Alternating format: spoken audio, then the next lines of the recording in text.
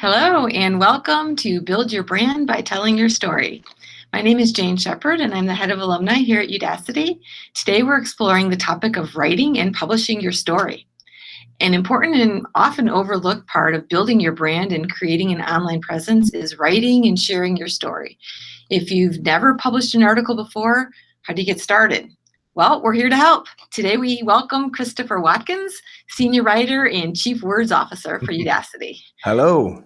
Hi, Christopher. Christopher is going to share some tips for writing to create an engaging narrative. Then he'll also tell you how you can easily publish what you've written on sites like Medium. And he's got lots of great insights to share, so let's get started. Please welcome Christopher Watkins. Hello, everybody. Fantastic. Thanks so much for having me today. So if we can just dive into our slides here, we'll start prompting our way through the process. So this is an overview of what we're going to talk about today. Start with a big question of, why we should write, focus on what we want to write about, and then get into the mechanics of how we actually execute on that, and then start thinking about distribution, meaning where are we going to put the things that we've written for maximum benefit for ourselves. So we can move on to the next one. So just a little background on me here. This is sort of my non-Udacity centric bio because we're in a Udacity event, so it sounds a little weird to be self-referential about my Udacity experience. But this is me through the years, just to give you a sense of who I am. That's me when I was in elementary school in my Elvis phase, and then me in middle school in my heavy metal phase. And then my very first promo picture from my very first record deal when I was just out of college. And then below that is the author photo from the back of my first collection of poetry. If you look in the back behind me, actually, you see all those pieces of paper taped up on the walls. Those are actually poems I was working on. I was on a residency living in one of Jack Kerouac's old houses, typing my way through what became my first book of poems. And that's actually in Kerouac's old house. And those are the poems that became the manuscript up on the wall. And then this is actually my official Udacity photo. I'm wearing a shirt that was given to me by our former chief marketing officer. If you can't see it for any reason, it says, "I'm silently correcting your grammar," which I promise I don't actually do. But that's how my work looked to her. So that's a little bit about me. So let's dive in. Next slide, please. So first question, why write? Next slide. So this is a great summation for me. It's one of my favorite quotes because essentially this is really how you decide what you're going to do when you get up in the morning and you've got writing to do. You can either rely on the store of your own knowledge and start writing about what you know, or you can go out and do something and then you can chronicle what you're doing. When you're at Udacity, that's often the same thing because you're engaged in the process of learning, which is obviously doing. And you can write about what you're learning. So that's sort of a nice way to think about what is your source material for the writing process. Well, you're already doing it because you're at Udacity and you're learning, and that's doing, and that's a wonderful thing to write about. So I like this quote in particular for our purposes here. Next slide. So this is my personal version of why you should write. At the end of the day, your life, your career, your aspirations, your objectives, your achievements, that is a story. And it's a great and wonderful story. It's the hero's journey. It's the chronicle of what you're after, what you're doing, what you're striving for, and what you become. And because you're in the world, a lot of people are going to be interested in that story, both personally and professionally. Whether you like it or not, sometimes whether you know it or not, your story is of interest to a great many people. Sometimes you want it to be, sometimes you don't want it to be, but it's definitely of high relevance and it's real. So at the end of the day, you have a choice. How much of that story, do you want to own? How much of that story do you want to compartmentalize? How much do you want to leave to a chance? Particularly when you're engaged in professional objectives, there's going to be a lot of professional connections who want to know about you. And you can either let them go find it out for themselves, or you can help shape the narrative. You can help determine what it is that people are going to discover about you, what they're going to learn about you, and what they're going to think about you. And writing is a really excellent way of making sure that the story that you want shared about yourself is the one that people discover. And they're going to be curious. And this is a great way to think about, well, here's what I want people to know about me. So that's really why professional writing is really critical, because it's a way of owning your own career narrative. Next slide. What should we write about? Continuing on. So this is a list of some sort of prompts, essentially. And there's a document that we'll make available to everyone afterwards. It has a little bit more detail on what each of these are. But this is sort of, kind of a well of prompts that one can always go back to sort of think, all right, I need something to write about. What am I going to write? So I'm going to just run down a quick summary for you of what these are. Success stories. One of the things that's really important about success stories is to remember that they don't always have to be about yourself. Writing about somebody else's success story is not only a great way to give a gift to someone else professionally, it's also a great way to stamp your worldview in a way that is less self-referential, but at the same time still reinforces your worldview, your attitudes, your skill sets, your interests. If you know someone who's achieved something really amazing, whether you know them personally or not, write a story about them. Current events. In colloquial marketing speak, there's a term called topic jacking, which basically means jumping on a current event and using it to write something in the hopes that people looking around for that subject, will stumble on your article. It's also just a great way to give yourself something to get inspired about. There's an article that I linked to for your reference.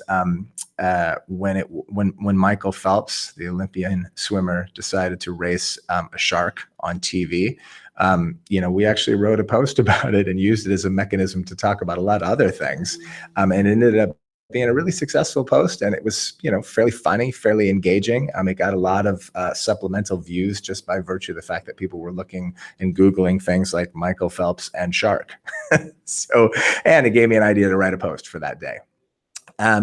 Expressing agreement and support, or the opposite. I think that's another one of those things where, we tend to think that, all right, I'll say, hey, that was a great post in a comment feed, but you can also formalize that. You can write a post that says, I read this by someone else and I really agree with it, and here's why. It's also perfectly reasonable to disagree as long as you do it diplomatically and thoughtfully, and as long as you contribute something of value to the conversation. That can actually be a great way to sort of position yourself around an idea of interest. So if in your field, a number of people are, for example, talking about a new technology or a new tool or a conference that everybody just attended, or an inflammatory comment that, a company leader made, you can take a stand on that. Again, politely, diplomatically, thoughtfully, but that's great source material. Product or project reviews. We get lots of submissions from our students who want to talk about the projects they're working on. They often want to talk about projects other people are working on. I see posts all the time from people who talk about the tools that they use. It's really helpful. It's really it's a great way to express knowledge and experience while simultaneously providing a resource for people. Which is also what strategic curation is about. Probably the most common example you'll see of this is, list posts where people gather together. Here's 10 things of interest to you. The mistake I think that people often make with strategic curation is that it's enough to just make the list, and it isn't. What's important is that you annotate the list, that you add commentary to it. That's your opportunity to add value for your readers, and also your opportunity to put your personal stamp on the material. Where these posts become really valuable is if people come to trust your radar. Hey, that person's always got their finger on the pulse. I want to see what they think is really cool today. And when you get up in the morning, what do? You want to go Google something and try and wade through thousands and thousands of articles to find something interesting? Or do you say, Jane always knows what's going on. I'm going to go read her blog this morning and see what she thinks I should read. Interviews are great post material. And what's really important to remember about interviews is that anybody is worth an interview. Anybody who's done anything cool, interview them. It's a great way to give a gift to someone else. It's incredibly instructive for yourself to engage in an interview process. It's great fodder for blog material, and it's actually a really effective networking tool. If you're the kind of person who goes to an event, a conference, a talk, whatever it may be, you talk with a few people, you exchange emails, and you write them later and say, hey, I really want to continue that conversation we had. Would you be up for, actually making an interview out of it? I think, I've got a little bit of a blog going, people like to read my stuff. I'd love to share your story with them. It's very flattering. It's a really effective networking tool. And you can develop a reputation for yourself as being a sort of miniature PR machine. Like, hey, I'd like to do an interview. Before you know it, you might end up doing a lot of them. And again, it's also just a great prompt. Like, I don't know what I'm going to write about today. Well, one of my coworkers is cool. I'm going to talk to them. Just make it up. It's a really neat way to make a post. Comparisons, that's another kind of easy prompt. It's in simplest form. Pick two things and compare them. If you work with certain software, pick two different kinds of software and two brands, two different packages, and talk about what they're different. Talk about why you like one over the other. Talk about what each is good for. Again, the governing theme here is value. If you want to be read, you deliver value to people. You have something that's for them that they can use. And, comparisons where you debate and discuss whether it's ideas or products can be very valuable for people. Event reporting, that's another one. If you go to something, talk about it.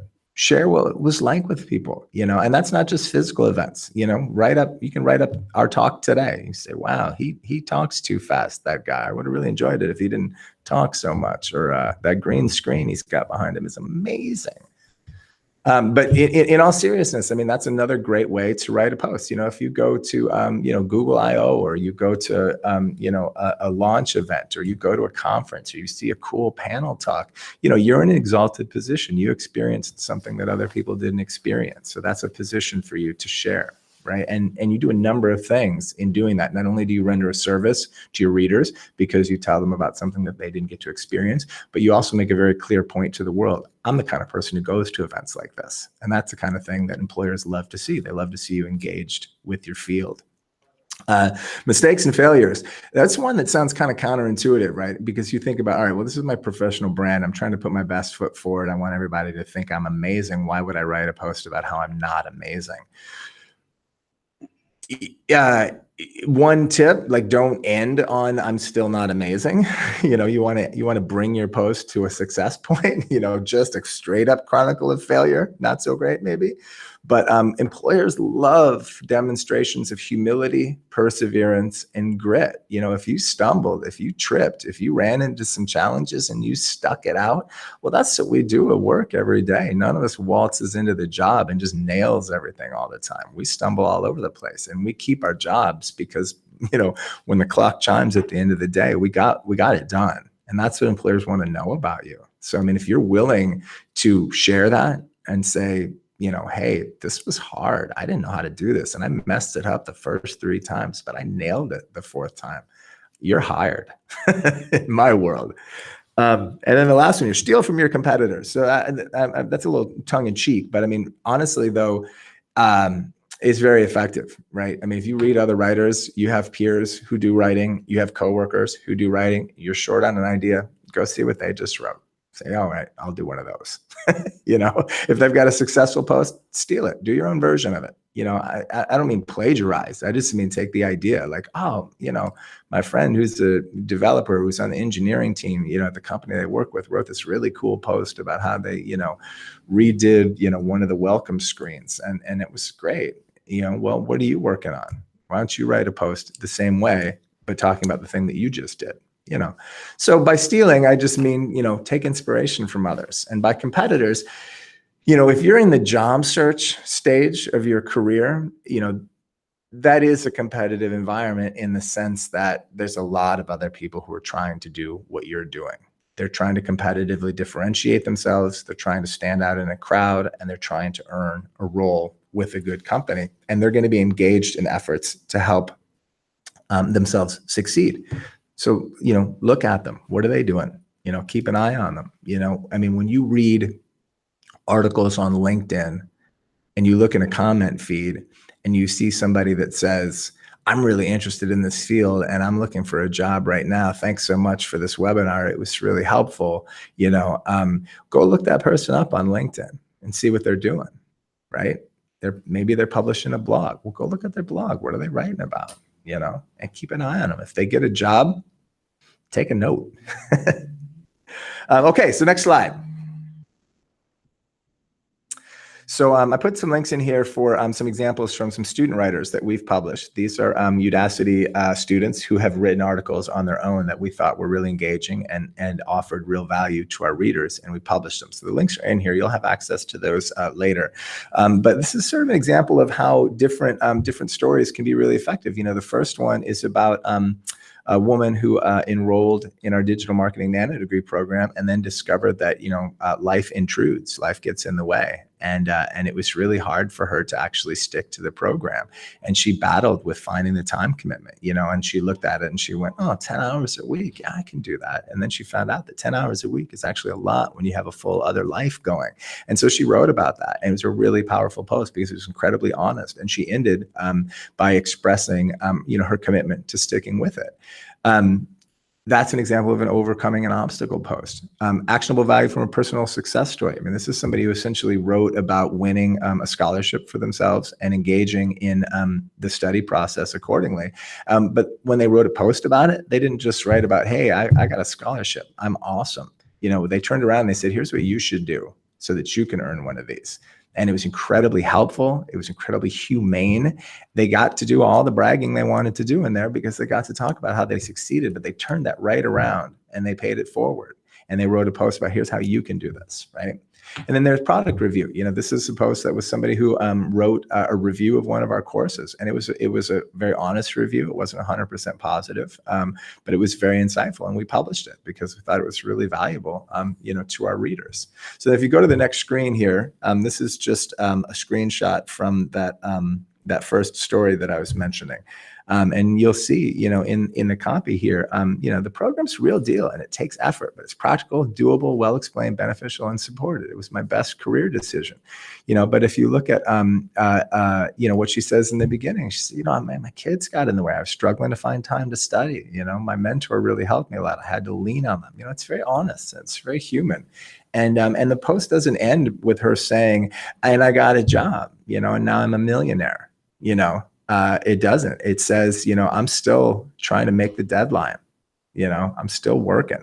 But I read that post and I think, what, this person's awesome. This is a great person. This is a great hardworking person who has something to give, and that means that she's done an incredible job of expressing her professional brand through her writing, because now I know who she is as a person, and that's really powerful. Next slide. So here's some examples of things that we've written. So that first one is the Phelps versus Shark post that I was telling you about. There's an example of a strategic curation post here, which was essentially going around and finding quotes that I really liked and collecting them into a single post and using them as a sort of a springboard to talk about things that you can do in your life to self-motivate your way through the process of learning and taking on challenges and overcoming obstacles. And then competitive differentiation. This is a post that I wrote specifically because I read somebody else's post that did a really great job of describing what a full stack web developer was. And I thought, man, they did a really great job of writing that. And I know our students want to know that. We should have a post like that. and I quoted the person who wrote, the really good article in the article I wrote. So not only did I steal, but I also, straight up quoted them. And, in Medium, which we'll talk about a little bit later, one of the things that's neat about being an author on Medium is that you'll see when people highlight your own prose, which is a great affirmation that you've written something valuable. People will highlight that quote or something that you've written to sort of save for themselves. And that article ended up being quite successful for Udacity, but the most often highlighted quote was, of course, the one that I taken from the other author. So, it wasn't really an example necessarily of, building up any authorial voice on my part, but it ended up being a really helpful article for our audience, and it gave me something to write about for that day. So mission accomplished. Next slide.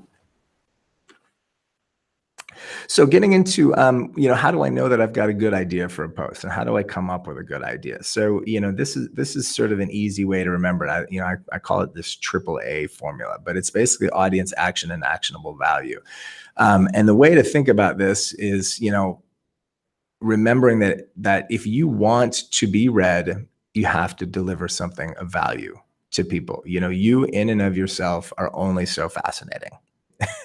and your personal story, while powerful, while able to, tug on the emotional heartstrings, even at the end of the day, though, we read because we need something. I'm trying to get something from this, whether it's emotional or tangible. And so always thinking about, who are you writing to?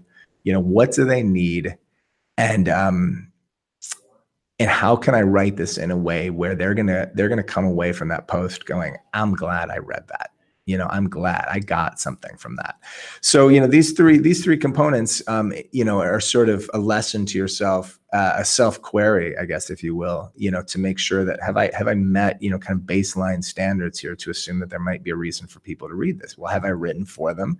Did something happen in my post? I mean, is there something for people to go, oh, wow, cool, I didn't know about that? And again, is there a takeaway? Is there something that people can take away from this article that they can use in their own lives in some way? So if you can meet this baseline, then, you're off to the races. So, I mean, if you're sitting there at home and you're at your desk or you're on your laptop and you think, I got to write something, and you start on something and you're like, oh, this is garbage, stop and ask yourself these three questions. Does it meet the standard? Then stick with it. If it doesn't, then yeah, crumple it up and just move on. Next slide. Speaking of moving on. So this is a great example of a post that I think really hits these bases. So this is a guy named Gil. He's a former Udacity student who's now got his own startup. And he contacted me and had an idea for some posts where he wanted to talk about the process of launching a startup. And we spent a lot of time talking about these posts ahead of time. And it was tough because, he felt like he had a great story, and he did, and he wanted to tell his story. And I said, all right, well, but nobody wants to just hear your story. Like, people want to learn from your story. So we need to make sure that this is written in a way where you can tell your story, where you can represent, your professional brand, because obviously this is an opportunity to showcase your new startup, but this also has to be meaningful to our readers. And if you look at what he ended up doing, it was brilliant. I built a product beta.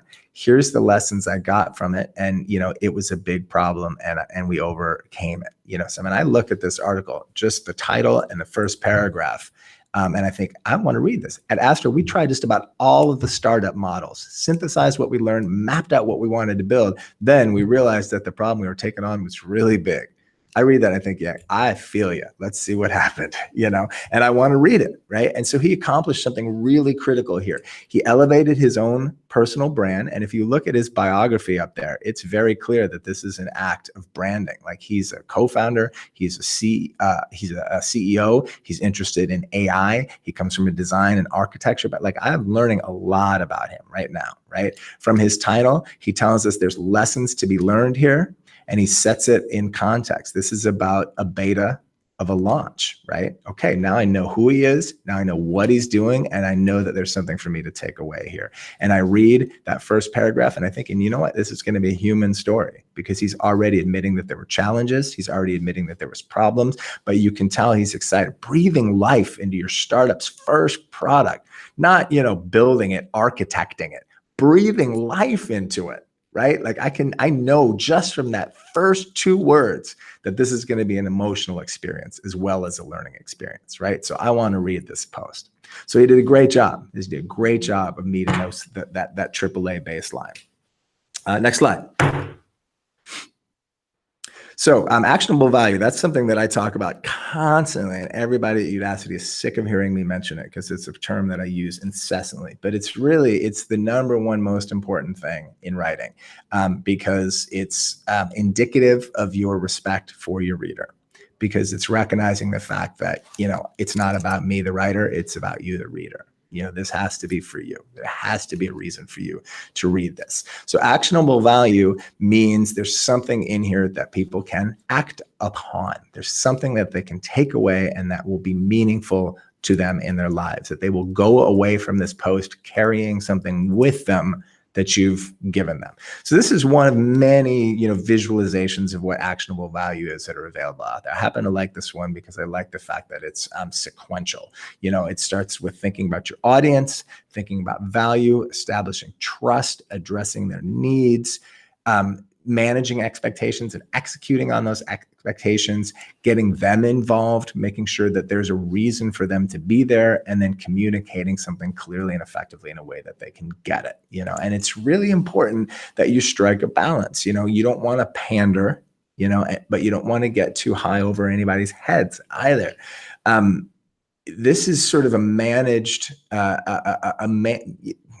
manage expectation to a certain extent, but it's almost more of a sort of a give and take as you go through a post. Sort of the classic literary example of this is Moby Dick, right? It's this classic legendary novel, and if you actually read it, the way that Melville manages you, the reader, it's almost shamelessly transparent, because essentially you have to wade through, chapter after chapter of analysis of like the chemical content of whale blubber to the point where you're just maddened. And then right when you're ready to slam the book shut, suddenly you're back out on the high seas again with Ahab, and you're chasing the whale, and you've got the spear in your hand, and the sails are rippling in the wind, and you're in this amazing yarn, and you're just right back in there. And then suddenly you're talking about, whale cytology again.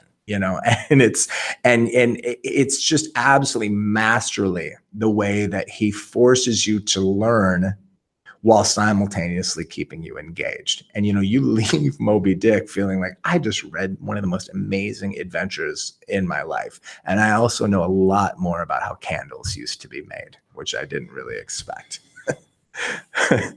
Next slide.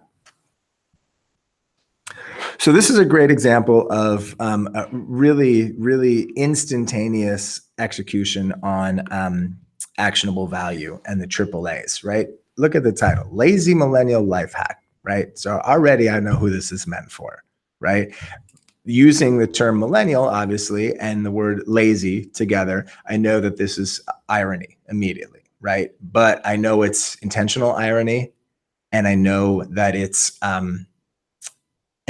being done by design. Life hack, all right, so now I know I can place them in historical context.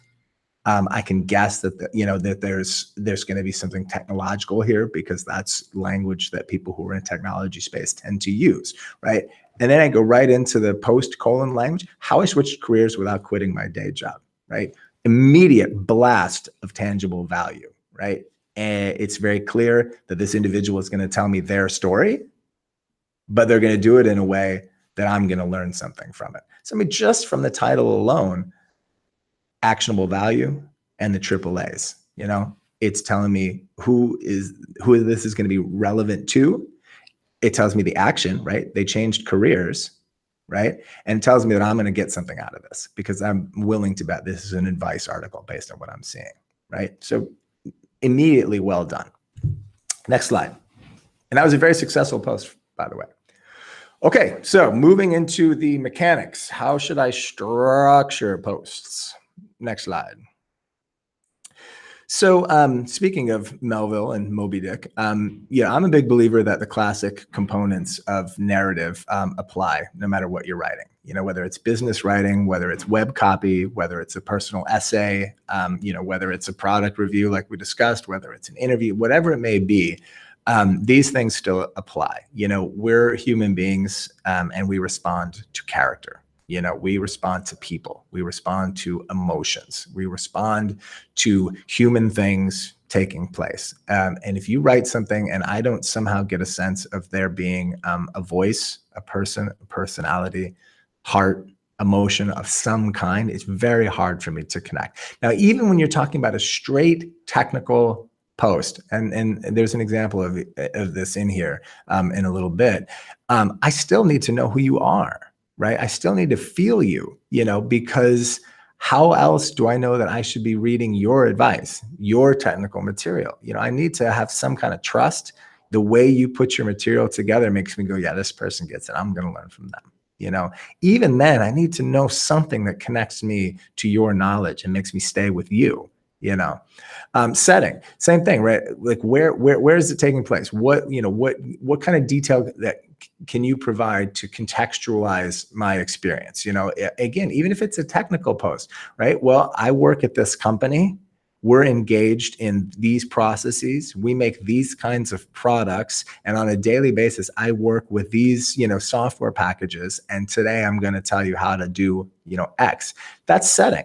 You're still placing me in a context. You're helping me to understand the environment within which your story is going to take place, and you're setting the environment that I'm going to now be invited into with you. Plot. That's simple, right? Something's got to happen. Otherwise, I'm not going to read it. Like, what's the point of the post, right? Something happens, right? And if it doesn't, then we're not there yet with that post.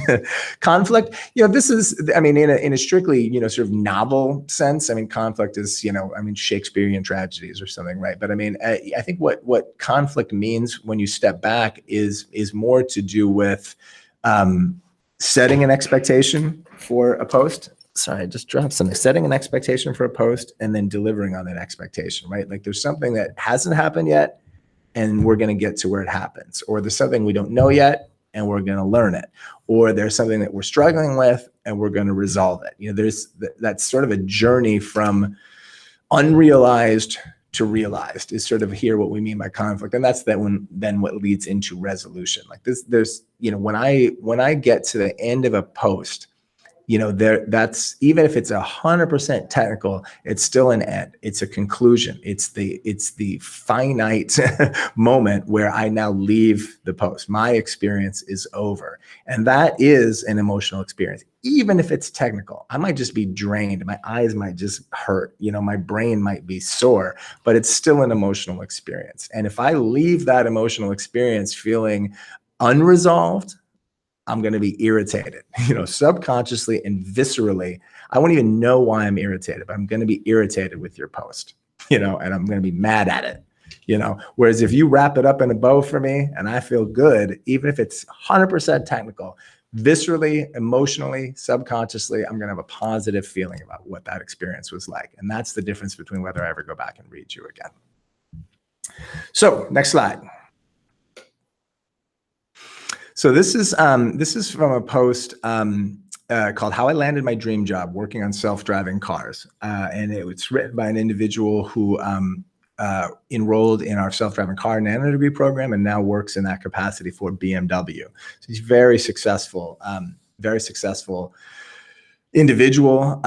And this is a great example of how he essentially chronicled his own life story, chronicled his career successes, but he did it in a way where it reads like a novel. I see a BMW. I can't remember. It's not BMW. This is, I have to look at the link in it. But anyway, this is essentially the chronicle of his success in this field. But I mean, he starts out talking about, here's when I graduated from high school, right?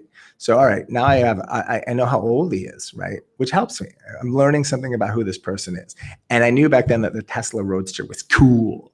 Okay, so now I'm a little charmed, right? Because this is kind of sweet. This is a willingness to essentially be kind of publicly a little goofy, right? That's great.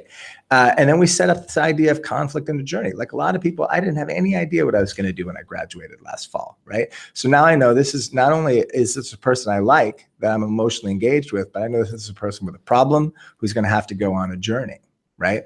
But now look at this last paragraph, right? If you want to pass a program and add a certification, this program expects very little of you.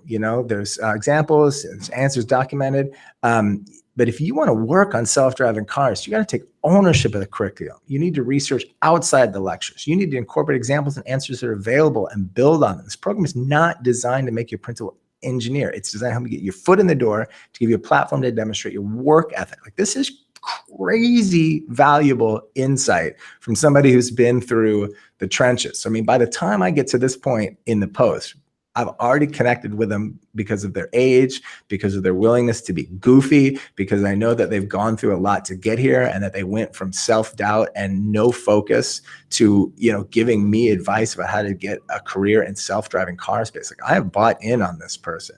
And when I get to this point in the post and they're telling me this stuff, I'm just taking notes, right? I believe you. Everything you say, I believe you. What do I do? Help me, and this is somebody who's writing for me. I feel it, they're trying to tell me and they're not letting me off the hook. They're saying, no, it's not enough to think this. You have to do this. This is unforgivingly compassionate writing, and it's brilliant. So next slide. So here's a basic, sort of outline for how to actually structure a post. So if you're in doubt and you just don't know what to do and you don't know whether what you've done is useful, you can think of this as just kind of a template, right, to understand how to create a post. So what's critical in an intro, particularly if you're doing business writing or if you're doing, professional brand work, it's really important that you set the stage well and that you set an expectation. Right. So draw readers in. That's the picturesque part, right? I mean, you have to do something a little flamboyant at the front, right, to reel me in, to catch my eye, right? And that was that, in that previous example, right? I graduated high school in 2009 and I thought the Tesla was cool, like, all right, that's cute. I'm in. Right. But then you got to set an expectation. It's really critical to set an expectation for two reasons. One, because it's a statement that there is actionable value here. In this post, here lies value, right? Because you have to tell me that there's a reason for me to read this. Two, it's critical because that's what's going to enable you to achieve that wrapped up with a bow resolution feeling at the end of the post, because I set an expectation and then I'm going to deliver on it. Right. So as long as I make sure that I do successfully deliver on it at the end, then that's going to leave my reader feeling good. So in the first section, it doesn't always have to go this way. This is only one way to approach it. But I like posts that dive in right away, that start giving me really tangible detail right away, because that is a great way to establish your authorial bona fides. Right. Now I know you know something, right? Whether it's research or technical detail or facts, whatever it is. But if I see right from the start, like, all right, this is somebody who knows what they're talking about, right? They've clearly done their research. They're clearly digging deep. They're providing, real detail right from the start. I'm willing to go, okay, I still trust you. We're 2 sections in and you still got me, right? So that's good. But now that's going to get very myopic very fast. So, you can back up now and provide a little contextualization. The reason why I put these opposite is I think one of the things that we tend to do when we write in rough draft form is we write linearly. We essentially write the way we think. I start here, I have an idea, and I'm going to write, and I'm going to write, and I'm going to write, and I'm going to go in the order that I'm thinking about this, which often means we go from the macro to the micro, and we take a while to get to our point. When I was in grad school, my thesis advisor, poetry professor, used to have me do exercises where he would have me write a really long poem, and then he would read it and he would return it to me and he would say, do you see in the second to last line there? That's when you finally got to what this poem is about. So throw out the previous 5 pages that you've been slaving over for 2 months and start a new poem from that line, because you finally got somewhere. And I see that in my writing all the time. I've gotten to the point now where I'll write a 1,000-word post and then I'll immediately throw out the first 9 paragraphs and then just start writing for whatever the 10th paragraph is. Because more often than not, that's the first moment where I've actually gotten to something interesting. So writing linearly is a really bad way for other people to read you, because while that may work in conversation, while that may work for telling a joke, it doesn't work for brand writing. I need to know what's going on. So give me that detail first, earn my respect, earn my trust, promise me something real. Now you can take a breath and back out. So, to use that sort of career journey post, what it looks like is, hi, I'm so-and-so, I'm interested in this. I work here. It took me a lot of crazy hard work to get here. And I had to do this, and this, and this to get here, but I succeeded. I first got interested in subject X back in blah, blah, blah. Now you can provide some context. Now you can provide some backstory. You bought yourself a little time, right? You gave me some whale story. Now we can talk about blubber, the Melville analogy. Then you want to close back in again. Now we want to make our core statements. This is the meat of your post. This is where you are going to establish your worldview. Now I gave you some research. I gave you some factoids. I gave you a little context. Now I'm making my mission statement. Right? And here's the evidence to support my mission statement. Here's the research, right? That's section 4. Quotes, testimonials, links, data points, whatever it may be. Now, if this is a professional brand exercise, in some way, shape, or form, you want to connect this to, who you are and what your objectives are, right? So, as appropriate. It's not always going to be right. But, if you're writing a product review, make sure at some point in the post to talk about how you use the product. Right? Because that's how you insert yourself into the story, right? If you do an interview with someone, 95% of the post is going to be about them, but make sure in section 5 to put something in there about, hey, the reason why I really wanted why I wanted to interview is because I'm actually building an app myself right now. What advice would you give to me? Right? That's the 9th out of 10 questions in your interview. And it's just a way to slip something in there about yourself to connect it to your own objectives. And then in conclusion, this is your payoff moment. This is where you go back to that expectation that you set at the beginning and you make sure that you deliver on it at the end so that I leave your post going, yeah, that felt good. I'm sated. That was a good bowl of cereal. That was a good bowl of cereal. I don't know what that means. Next slide. So this was the #1 most read post on our Medium publication last year. It's called How I Learned to Code in My 30s. It's by an individual who actually now works at Udacity named Brad. He wrote this post, I think almost just out of personal need. I think he just needed to tell his story.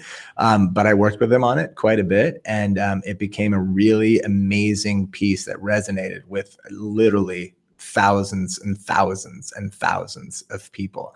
And it was so moving and it was so humane and there was so much to be learned from it. And it was so generous and it was just really powerful. And if you look at, this is an excerpt from the intro and the outro. And look at what he does. This is my story about starting from zero to becoming a full stack engineer at Udacity, right? Now I know, right? I know what this is going to be about. Actionable value. He's telling me what's going on, right? It's about how I got a job despite every junior web engineer posting seeming to require a degree, right?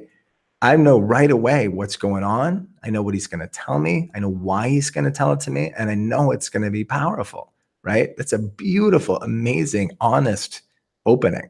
Now look at the end. Reflecting on my path, I made a lot of mistakes and I got a few things right. I was unemployed for over a year. I learned humility, perseverance, and focus, right? But what's the very last line of the post? My advice to you, right? He wrote it for us, right? That's the most important thing. He wrote it for us, right? Audience, action, actionable value. It's a perfect post. So I heartily encourage you to read it. Because at face value, how I learned to code in my 30s, like really? That doesn't sound that interesting, does it? But I mean, it's an incredible story. It's about coding? Yeah. It's about age? Yeah. It's about his career? Yeah. Well, all right. Hey, maybe that is pretty interesting after all, And even though it's clearly self-referential, it's clearly brand building, but again, it's humane and it's generous. That makes it great. Next slide. So this is an example from our own internal Udacity communications style guide. I picked this section because it's important to remember that at the end of the day, this is craft. And there are tools that we use to help achieve our objectives. So things like sentence structure, verb tense, punctuation, paragraph order, the descriptors we choose, all these things are tools that we deploy in the service of creating the content that we're publishing. So this is an example of one of many from our own style guide that helps people do these. We use things like short sentences. We use contractions and abbreviations. We use emotions. We use broken syntax. We allow incomplete sentences and ellipses, right? Why? Well, because we're trying to strike a balance between informality and approachability and gravitas and knowledge, right? We use first person plural, we, our. Why? Because we're inclusive. We're here for you, right? But it's important that we reflect that. Pronoun usage reflects intentionality, right? This is probably the most common conversation that I'll get into with writers at Udacity, is to remember that their hearts need to show up on their pages. And we often write things like, this nanodegree will teach you how to be an amazing front-end developer. And that's a really heartfelt thing to say. And it's expressed from a very heartfelt place. But on the page, it doesn't read as heartfelt because it talks about what we do. This nanodegree program will teach you, right? If you write that and you say, in this nanodegree program, you will learn how to be an amazing front-end web developer. It's essentially the same sentence with the same idea being expressed, but now I'm talking about you. I'm talking about you're going to learn, not I'm going to teach you. So now I'm talking about your accomplishments. I'm not talking about my accomplishments. It's just a very simple sentence structure change, but emotionally, you're going to experience that sentence differently depending on how it's written. And that's a perfect example of how noun, subject, verb, the most basic building blocks of a sentence can impact how you receive content and how you respond to it emotionally. So it's really critical to remember that these little things are not little. They make a difference. Where you place a verb, who owns the action verb. In that sentence example that I just gave you, the second version, which is the one I would recommend as an editor, the student owns the action verb. I gave you the action verb, right? What does that tell you? It tells you because I'm here for you. Just a simple shift. Okay, so next slide. How am I doing on time? Am I doing okay? Yep, you're doing just fine. Okay, very good. Where should I publish? Great. So now we're up to the distribution point, which brings us to Medium. So there's a lot of ways to publish, obviously. There's endless places where you can publish things. We love Medium for a couple of reasons. Most importantly, probably because it allows for what we should think of as a parallel byline. Obviously with all the garbage that's, flown out on the internet every second, there's been all sorts of issues with plagiarism and duplicate content and recycled content and all this sort of things. And over the years, search algorithms have gotten much better about filtering out that sort of thing. And as a general rule of thumb, the web doesn't allow duplicate content. If the exact same post is here and the exact same post is here, one of them is going to get buried. And the search algorithms are designed to favor the original piece of content. Well, if you're a writer and you're writing, original content, you want it out there. So, for me, I want it everywhere, right? But that's not how it works. So at the end of the day, the two places that you want it are, I want it associated with me, but I also want it to have visibility beyond me. Medium does a great job of that because Medium allows you to maintain your personal byline while you publish on another publication. So for our students, if you're just getting started writing and you don't have an audience yet, getting published on the Udacity publication will hopefully give you some visibility. It'll direct some eyes to your content that wouldn't have been there before.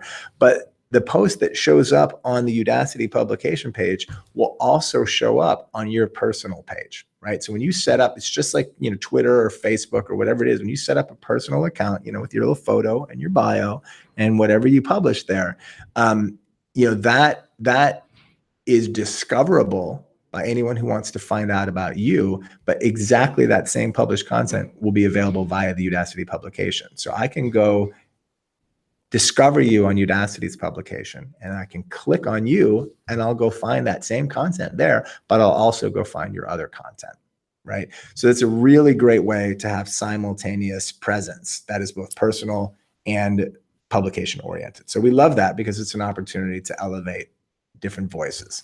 Medium is also very well optimized for social sharing, and social is a really great distribution mechanism for getting your content to spread beyond the boundaries of your immediate social environment.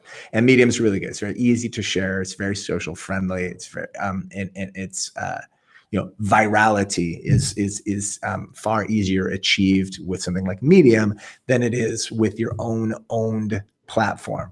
This is always a challenging decision for a company, right? Because at the end of the day, we want you to come to our website because, you know, we sell you our shoes or our t-shirts or our fruit juice or whatever it may be, right? So I want you to come read stuff on my blog, on my company site, because I want you to be on my site, because I want you to shop here, right? But distributing my own site is, you know, challenging because I have to get my whole site travels with it when it goes, you know.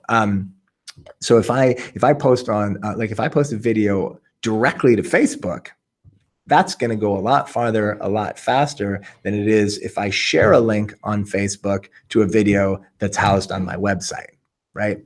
I'm lengthening the customer journey, and I'm also potentially negatively impacting my shareability against Facebook's content algorithms. So Medium solves all that because Medium is meant for social sharing. So it's a great way to get your content out there. And yes, we publish students. We publish students all the time, and we love publishing your stuff. You have to be willing to be edited. You have to be willing to go through revision process. And you have to demonstrate actionable value, because at the end of the day, we're beholden to you, our students. And as a writer and an editor for Udacity, it's my obligation to you to ensure that we publish things that are going to be of value to you. So if you want to write for us, you need to be a part of that objective. But if you want to write for us, if you've written things that you think are going to be valuable to our readers, then by all means, we would love to see them. Every single kind of thing that you write. The way that it works is you have to be listed as a writer on our publication. And that's very simple. You can just contact us and you say, I have an article that I want to write, or I have an article that I've written, and I would love to have it on Medium. You can write me directly, christopher.watkins@udacity.com. I'm happy to talk to you. You write me and you say, I've got a great idea for a post, or I've got a great post and I want to publish it with you. And we'll talk about it. We'll see if we think it's a great post. And if we agree together that it is a great post, I'll add your Medium account as a writer to our publication. Then when you're in draft mode, when you're writing your draft in Medium, you have a little icon there that says add to publication, and the Udacity publication will show up, and you click it, and I'll get a little notification in my inbox that says this person has just submitted an article, and then I'll be able to review it. We'll be able to work on it together, and then when it's ready, we'll be able to publish it. And when we publish it, it'll show up on Udacity's publication, but it will also show up under your own personal byline, which is awesome. And we've seen time and time again, I've seen posts that were already published, and I just loved them. And I wrote the student, I said, hey, can we publish that? I said, okay. And we've had a lot of times where, you know, they're already, you know, great writers, they've got great audiences, big audiences. And we just were fortunate to be able to share the post for our readers. But we've also had countless examples where student posts came to me and they'd been seen 50, 60 times, and we published them and they started being seen 5,000, 6,000 times. So super cool. Next slide. Conclusion. Next slide.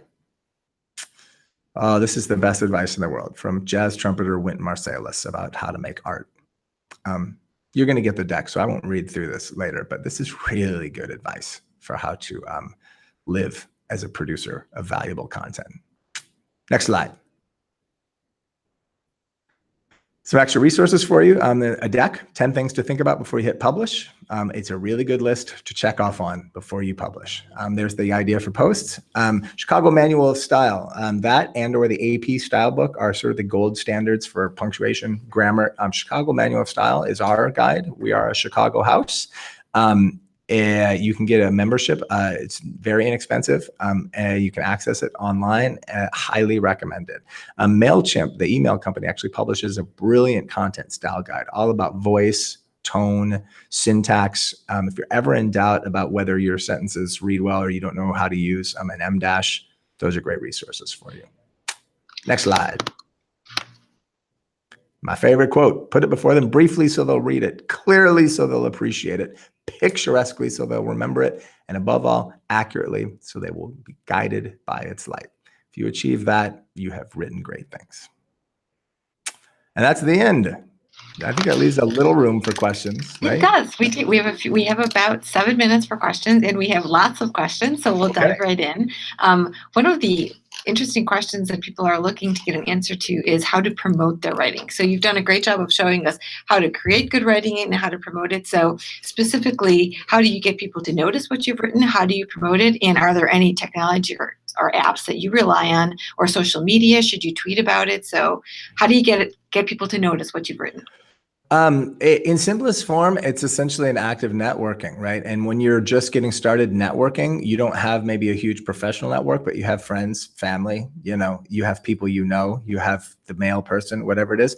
Tell people, say, hey, I wrote this thing. Will you look at it? That's how it starts. You have to ask people initially, just like networking. Hey, will you pass my resume to someone? Hey, can I get any advice from you? Once you start to build up a professional network, you've got a lot of Twitter followers, or you've got, a mailing list going, it becomes a self-fulfilling mechanism where you've got distribution outlets. But initially, you have to ask for them. You have to create them, and you have to be creative. Social is a great way to do that. Facebook, Twitter, choose your platform, whatever you're comfortable with. The most important thing when you're distributing on social, create properties that are expressly for professional purposes. That's why I refer to it as professional brand as opposed to personal brand. Like, you and your spouse may be really into hydroponics, but I don't care, right? So you have a separate Twitter feed for here's where I talk about hydroponics and irrigation and where you post plant pictures. But when you're doing professional brand building, you on a Twitter account like that bio of Gil's, right? Where it says, I'm a CEO, I'm interested in AI, and I do this, right? And this isn't to hide your weird stuff. I mean, this is, most people, recruiters, hiring managers, people in the network, professional connections, they're not bad actors. They're not trying to dig up dirt on you. They just don't want to read stuff that they don't care about. And so you're just doing them a favor by saying, look, if you want to hear about my programming life, here's where my programming life is. You don't need to wade through dog pictures to get there. So create independent accounts specifically where you do your professional work and distribute through those channels and use those aggressively for networking. Don't follow Rihanna from your professional Twitter account. There's no reason to do that. Follow people who talk about stuff relevant to your field so that you have a real audience there. So social is a great way to do it. Word of mouth is a great way to do it. Work is a great way to do it. If you're an intern or you have a job, let people know you wrote something. Put it in Slack. Say, hey, everybody, I wrote this article. Can you read it for me? I'd love to know what you think, right? There's a line you don't want to cross with self-promotion, right? Like, if you see somebody wrote a great article on LinkedIn, in the comment feed, don't post the link to your post. That's bad form, right? But you can say, hey, I loved your post, would love to talk to you more, and if they happen to write you back and then go, hey, let's talk, then you talk to them. And at some point in that process, you may go, I do a little bit of writing myself, and they may go, hey, well, what do you got? And then you send it to them. So it's really sharing your writing is an act of networking. That's awesome. So in addition to sharing your network to network and promote what you've already written, how do you feel about involving other people to get feedback on your writing? And how do you get constructive feedback to improve your writing style while still maintaining your own voice? So yes to feedback, definitely. I mean, it's always really good to find out what someone else thinks, how they respond to it. Like, something you might have not thought was at all confusing, someone else will go, I didn't get that whole section. Or somebody might go, by the fourth paragraph, I was just glazing over. Or, that movie, actually, people hate that movie. You shouldn't quote that movie, whatever it may be, So you'll just see things in it that you wouldn't have seen otherwise. So, and that really can be anyone. It doesn't have to be someone who is in your field or who has technical expertise. It can be, a parent, a child, a spouse, a coworker, anybody who can read can essentially tell you that was confusing. I didn't get that, take it all with a grain of salt though. You're just as right as they are, and you're just as wrong as they are, so, you can stick to your convictions or you can make your concessions. Often it's up to you. If you feel really strongly about it and you go, I know you think that's confusing, but this is how I need to say it, then go for it. I mean, it's only one person's opinion, but get opinions, definitely. I think, where you run into trouble is if you impose on someone too much. I mean, if somebody says like, hey, send me your stuff, don't send them a 100-page document and then get mad at them when they don't provide line by line analysis. Be realistic about what you're expecting from people. It's networking, right? I mean, the first moment you meet somebody, you don't go, will you hire me today, now, right now? You just say like, hey, let's talk about apps, man. And then 3 weeks later, you go, if you ever need somebody to work on an app, I'm here, right? Ease into it. Awesome. Do you recommend, in addition to like these tapping into this network of people to get feedback and using people as a resource, can you recommend any specific books or maybe online tools to help you improve your writing style and just the mechanics of writing? Yeah, so the Chicago Manual of Styles online is incredible. It's a tremendous resource. So highly, heartily recommend it. There's a great book out there by Ann Handley called Everybody Writes. And it's essentially about content marketing, which is basically the art of using stories to sell stuff. It's what content marketing boils down to, which is essentially what professional branding is. I mean, when we talk about professional brand, we're essentially talking about the fact that you're a product and you're simultaneously the marketer for your product, right? I mean, and so everything you write under a professional brand umbrella is essentially an exercise in content marketing. So Ann Handley's book is a brilliant way to learn how content marketing works. Steven Pinker has a book called Writing for the 21st. It's linked in the deck, but it's Writing in the 21st Century. It's basically his take on the classic sort of Strunk and White's elements of style. But he's a psychologist and a humanist and an author, and it's a brilliant book about sort of the neuroscience of effective writing, but at a very colloquial and conversational level. This is awesome. We have tons more questions, but no more time. So thank you for all of the great insights. I hope that you've inspired everyone listening to realize that you don't need to be an industry expert to share your story and to start writing about what you do know and what you have learned, and even maybe your journey to become an expert. And also, thanks for venturing off of your typewriter, Christopher, and coming in front of the camera today. It's my pleasure. Thank you so much. Awesome. And thank you to everyone who asked questions, joined in to listen. This webinar is only one of a series of webinars we do on professional development and other learning opportunities. So please ensure that you take a look at the chat for links to upcoming webinars. Stay curious, keep learning, and see you next time. And keep writing. And keep writing. Thanks, Christopher.